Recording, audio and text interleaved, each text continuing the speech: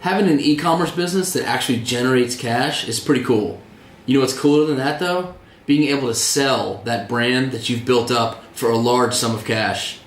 That's fun and that's really badass. I'm going to tell you how to get the most for your e-com business when you grow that out.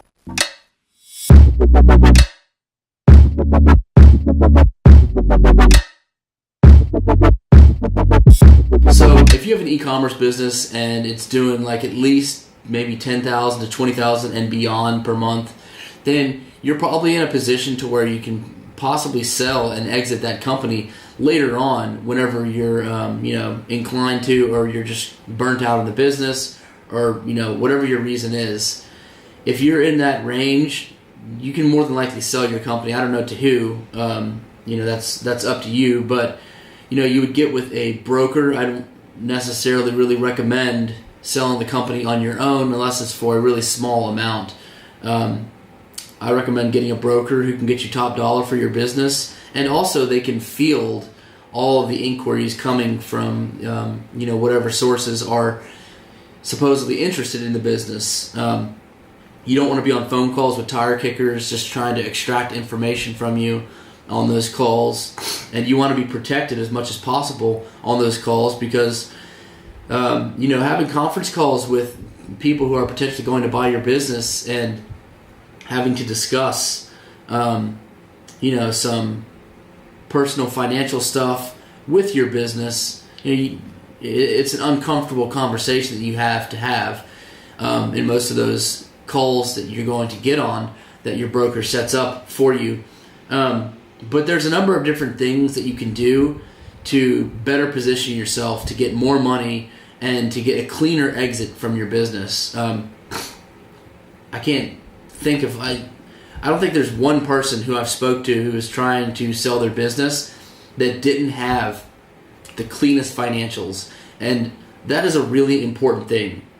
A very important part of getting top dollar for your business is clean financials.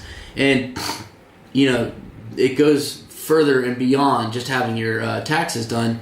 It goes into your bank account and what you're spending money on in that bank account. If you've got a bank account that is for your Facebook ad spend, and another bank account that pays employees, and another bank account that is just for you, and money starts getting mixed around all over, well, that's going to slow down the process for not only yourself and your broker to have to comb through those accounts and have to itemize every little expense on there that looks squirrely. But if every month that passes when your broker is trying to field interest in your company to sell it, every month that passes, you're going to have to update all of those financials every month all over again, and it's a pain in the ass process. If you're going to go through 1 to 3 bank accounts with tons of charges that you're using to run your business on, and you're going to have to go through each one and itemize, that takes a lot of time. That's pretty arduous. So definitely make sure that your financials are intact and they're clean. I don't know how many blown deals have occurred because of financials being screwed up. I know I've had a few deals that not necessarily have been screwed up, but buyers who were very interested in the business, they were having to wait for you to get your financial records updated and itemized so that they can look at them, so that their attorney or their broker can look at them. And another thing to mention is if somebody's going to be getting an SBA loan to buy your business, you've got to have clean records to submit to them so that they can even get a loan.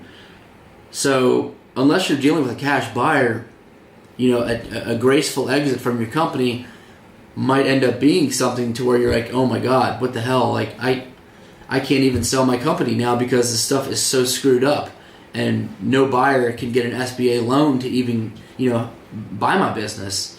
Now granted, you can have somebody that comes through and buys cash, and you can also sweeten the deal and drop your price on your company so that someone might come through and pay cash.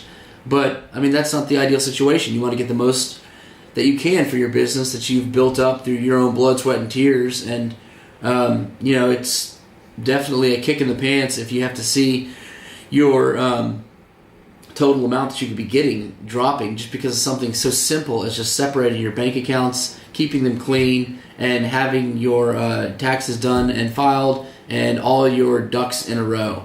So for sure keep that in mind when you're going to try and think about even selling your business. Now, another part of potentially selling your business, if you're thinking about it, is, I'd say it's really important, is your trailing 12 months of data on your company. So if you've got a great previous 12 months, excuse me, I was getting over being sick a little bit. If you've got an outstanding 12 months in your company and every month over month, you're going up in revenue and your ad spend and all that stuff is kind of staying the same, but you're just going up and clearly growing, then anybody who's going to comb through that data and look at it, they're going to say, holy shit, every month this company goes up and up and up and up and up. So for them to come in and buy the company, they're not as trepidatious or worried about it because they can see the data of it going up month over month over month. But if you are thinking of selling your company because you're like, oh man, my company is about to do really bad,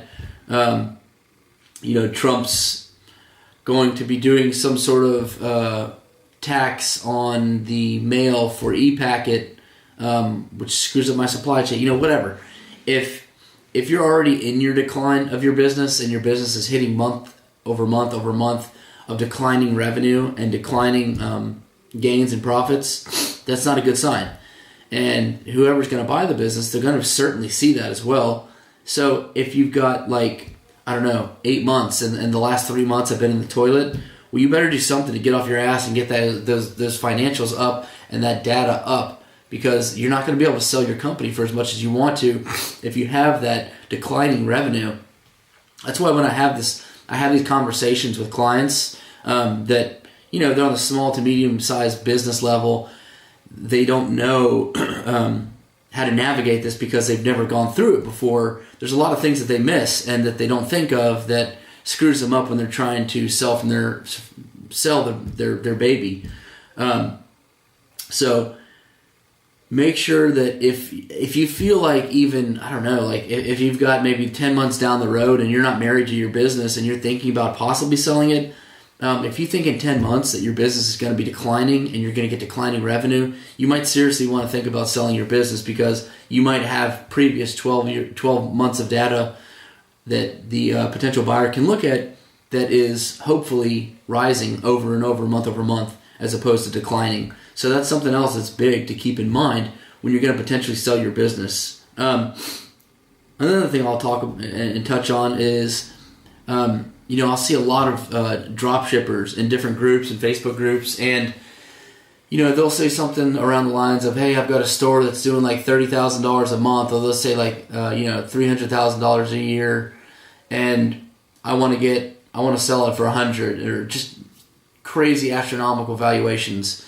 I hate to be the bearer of bad news, but dropship companies and those style of Shopify websites, they're not getting what they're used to, and you're lucky if you get a 1x multiplier on your company. Let's be real. Seriously, the barrier to entry for somebody who wants to snap up your company for $100,000, let's say, the barrier to entry is so small. All they need to know is how to run a dropship store with Shopify and add products, and test and run ads and run email campaigns and email abandonment, on and on and on. But you get what I'm saying, is that the barrier to entry is not that difficult because it doesn't take a rocket scientist to set it up. Now, it does take a lot of data. It does take a lot of research and analyzation to get your store actually doing well. There's a science to that. But, do I want to buy somebody else's store where they've already gotten established XYZ and just take that over for $100,000, or do I just want to possibly start my own and just do it myself, and I'll keep doing it on the side until something grows? Because you're buying into a lot of risk with somebody else's store that you don't totally know of. You don't know how it's performing. You don't know what kind of shit they're dealing with. They might have issues with merchant processors, or they be high risk for processing. There's any number of situations that you can get into that if you're buying a brand and you're buying a store, sometimes it just makes more sense to not buy, keep that money, and bootstrap it and do it yourself and prove to yourself that you can do it before you buy somebody else's company or buy somebody else's brand. So keep in mind and be realistic that you're not going to get amazing amounts of money for your company unless it's doing amazing amounts of revenue, both monthly and annually. So if you think that your company is going to be on a decline soon, if you think that you're not going to be able to maintain what you're doing, I'd highly suggest reaching out to a business broker and having that conversation and getting that out there so that they can start and get to work and start trying to field some interest on your company so that you can potentially exit it and get the most amount possible for your business. Some other things that I didn't really talk on is that you've got to have a decent net profit on your business. If you've got razor thin margins, that's going to be a problem for some potential buyers that are thinking about buying your business as well. They want to know that what they're buying is pretty damn profitable, and all they need to do is just add X, Y, and Z on their side, which is maybe proprietary to them, and then they can grow your revenue way more than you ever thought you could. So, a lot of buyers, they've got unique backgrounds, and they want to apply those unique backgrounds to the store that they're potentially buying. So, in the past, I had a potential buyer that I was having a number of conference calls with, and he's a gentleman who was one of the original team members who started up the Google Shopping side of Google, and that was something that he was really excited about, and that he wanted to buy a business that wasn't really heavy on AdWords, and it was more so heavy on Facebook ads and the social media side, so that that guy could come in and he could leverage his expertise and take that business to new heights. So you'll get buyers that have those kinds of unique backgrounds that want to apply what they know onto your business so that they can do what you're already doing and more.